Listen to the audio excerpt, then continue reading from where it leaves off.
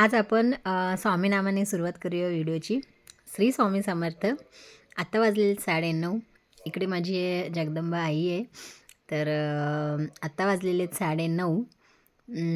आत्ता मी उठली आहे, म्हणजे थोडा वेळ झाला.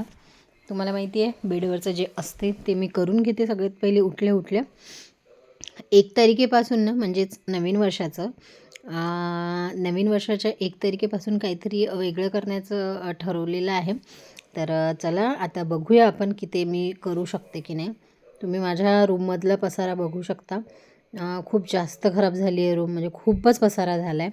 सगळं आवरायचं आहे, मला सगळं व्यवस्थित ठेवायचं आहे. तर हे सगळं मी साफ वगैरे करते. पण सगळ्यात पहिले आज तुम्हाला एक रेसिपी दाखवणार आहे, म्हणजेच उपमाची रेसिपी तर शेअर करणार आहे मी. आणि माझ्या रूममधून हे बाहेरचं वातावरण खूपच छान दिसते, म्हणजे मोकळं आहे, त्याच्यामुळे खूप छान वाटते. तर सगळ्यात पहिले इकडे मी लिंबू पाणी जे रोजचं आपलं आहे, उठल्याबरोबर थायरॉईडची गोळी घेत असते. त्याच्यानंतर मग लिंबू पाणी घेते. 2 ग्लास मी लिंबू पाणी पिते समजा. आणि त्याच्यानंतर मग इकडे ना मी एक बॉटल बोलवलेली आहे, म्हणजे जे डिटॉक्स वॉटर बनवण्यासाठी.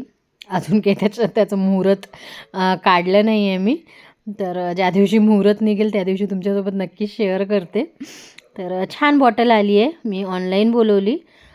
खूपच मस्त आली, पण काचेची आहे, खूप छान आली. तर मग ज्या दिवशी मी याच्यामध्ये डिटॉक्स वॉटर बनवेन त्या दिवशी नक्की तुमच्यासोबत शेअर करते. त्याच्या पहिले आपण एक रेसिपी बघून घेऊया. प्रॉपर अशी रेसिपी शेअर करण्याचा प्रयत्न केला आहे, पण इकडे माझ्यानेच एक गडबड झाली आहे. आता मी काय गडबड केली हे तुम्ही मला कमेंटमध्ये सांगा बरं, म्हणजे तुमच्या लक्षात आली की काय ती गडबड. तर ते मला पण कळणार की तुम्ही खरंच माझा व्हिडिओ किती म्हणजे बघितला का मन लावून. तर त्याच्यानंतर मग इकडे मी पाणी गरम करून घेतलं. एक कढई घेतली, त्याच्यामध्ये तेल घेतलेलं आहे.